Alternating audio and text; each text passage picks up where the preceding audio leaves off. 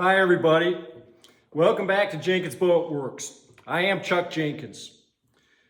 We're going to do a series on learning to sail. My little yacht club, Paradise Point Yacht Club at Smithville, Missouri, every year we do a learn to sail class, and it's generally designed to be a beginner course. And this year, we're not only going to do the course in our keel boats, but we've also got some 14, 15, 16-year-olds that are interested in learning how to sail. So I'm putting together this video series to sort of be almost like a homework assignment for these kids before we get into a classroom situation or out on the water. And we intend to sail our Sweet 16s, which are day sailor type boats. And I want our new students to have a good time and be proficient and be able to quickly not look like a noob. So we're going to tie some knots today. That's going to be our first video in the series. And so we've got some line. We're going to go over 4 or 5 knots that I feel like you really need if you're going to go sailing. And there's a quick bowline. So anyway, let's jump in and tie some knots. All right, we're going to look at a cleat hitch. The right way to do it, the wrong way to do it. I don't know about you, but every once in a while I'm walking down the dock and I see some mess that looks like this.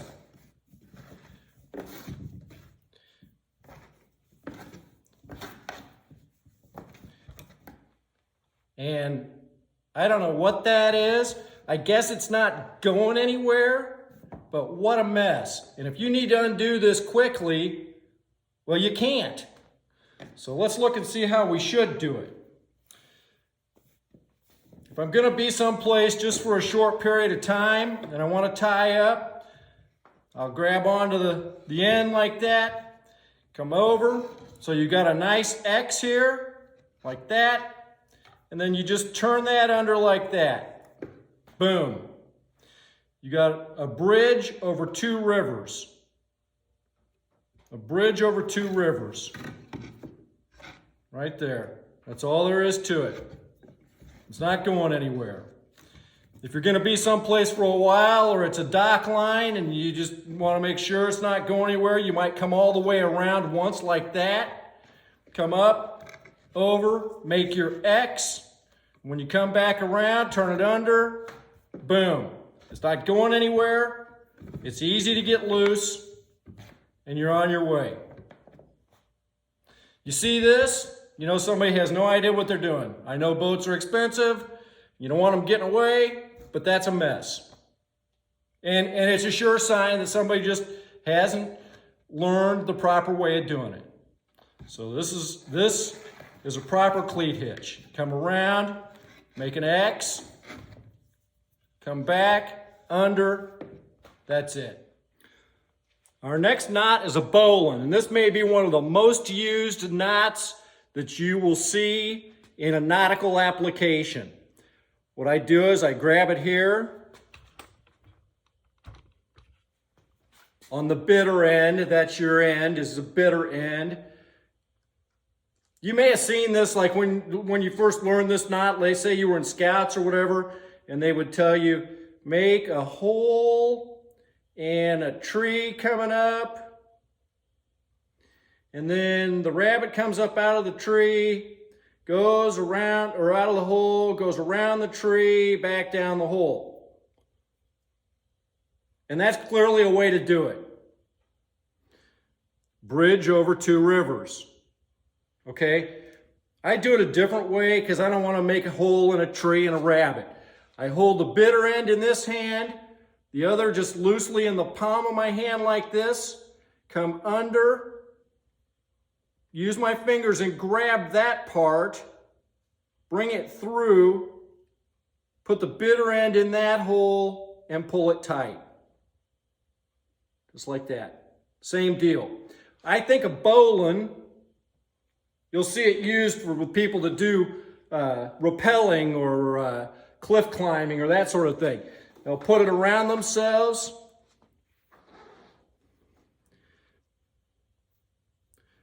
Bring it up like that, through that bit right there. Boom. That won't slip back. It won't crush you. And then you could get lifted out of a hole or secure yourself to a harness, that sort of thing. I think a bowline originally came from being a line on the bow of a ship. Bowline, bowline. So if you do that, you run it through your front end of the boat. Same deal. Turn it over like that. Reach through and grab that part. Pull it up through here like that. Put your bitter end through here and then pull it tight. Just like that. You got your bowline or your bowline. I practice this with my eyes closed so that I can do it right-handed or left-handed very quickly. And I would encourage that. I would encourage you to practice it. We'll do it the other way.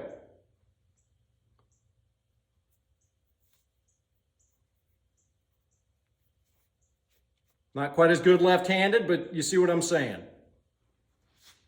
A bowline, one of the most important knots you can know if you're going boating. Our next knot is a figure 8.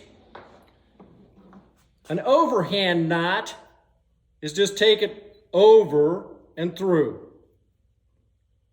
Just like that. That's an overhand knot. On this main sheet, it's running through a little ring here. I may have a cleat somewhere that it's tied off on that I don't want it to come through in case this line gets away from me. So in that case, we modify our overhand knot and just make it a little bit thicker. So we still do the same thing, turn it like that, except bring it on around and then through. And the reason it's called a figure 8 is because it makes an 8. And that knot is a little bit bigger to where it won't go through this in case our main sheet gets away from us. So a figure 8 knot, it's a simple knot. It's used to put a stopper in the end of a line. Instead of just being an overhand knot like that, you come on around one more time and then up. Just like that. It's a good knot to know. Our next knot is a square knot. You probably do this knot every day, tying your shoes, and you don't even know it. It's also called a reef knot. It's used to reef down a sail. You may have 2 lines coming down through your reef point on your mainsail, and if you need to shorten sail and you pull some of that sail down and then you want to reef it, you got to tie around the boom. So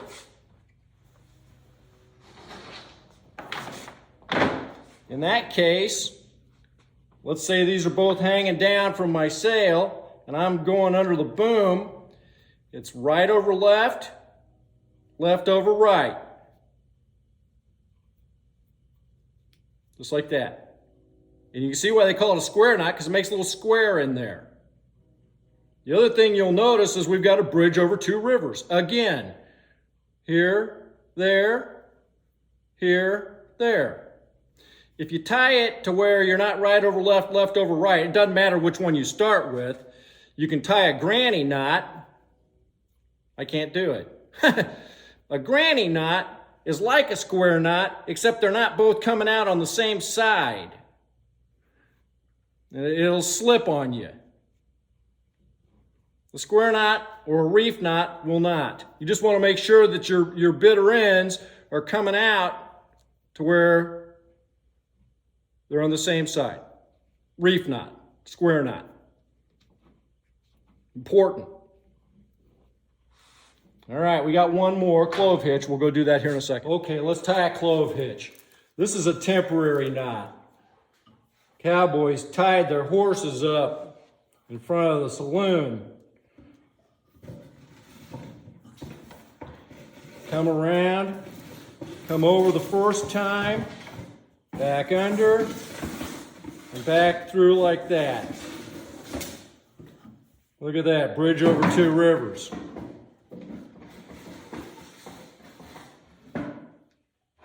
If they were robbing the bank and they needed to get away quick, boom, they're gone.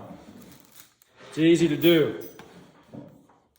Maybe you want it to be a little more secure than that. Come up over, back under, back through. Same knot, clove hitch, but let's tie a half hitch in it.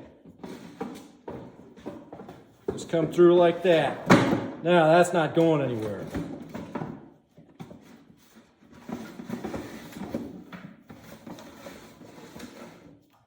This is important. One day I was out sailing and I dumped my sailboat, and I had some people stop with a pontoon boat, and I couldn't get the boat up right, so I suggested to them I'm going to tie a knot around my mast right at deck level, and I threw them the line and I said, tie this on your rail if you don't mind and pull away from me perpendicularly, and let's see if we can pull the boat up. It was laying down like this. Let's see if we can pull it up. So I threw the lady my line, and she proceeded to wrap it around her rail. She's doing this kind of stuff. She's got it all on there, all tied up. It wasn't going anywhere. They started pulling me away, and it was great. Boat stood up, and then I was like, release the line. And she couldn't. And the momentum they had ended up taking me from being straight up in the water with my mast in the air all the way over until we were laying on the other side. Had she been able to tie a clove hitch, she could have released that quickly before we wound up being another problem.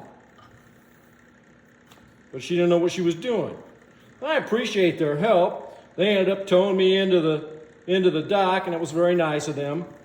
But it wound up being more trouble than it should have been.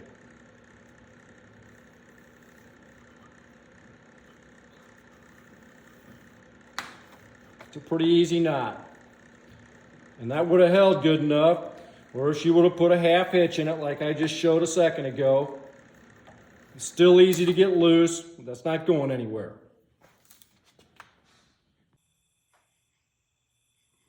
If you like the video, remember to like and subscribe.